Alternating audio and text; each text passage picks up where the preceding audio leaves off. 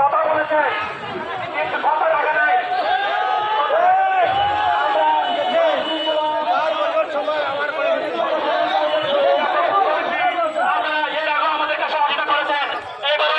সার্বিকভাবে সহযোগিতা করবেন।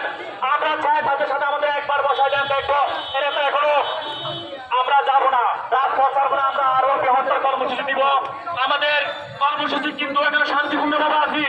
আমরা শিক্ষক সমাজ আজকে সারা বাংলাদেশ থেকে শিক্ষক সমাজের এখানে এসেছেন চাকরির জন্য আবেদন। আমরা 739 জন 739 জন পরিবার এখন আসে নাই। আমাদের দোষ কি ভাই? আমাদের দাবি এটা আমরা জানতে চাই।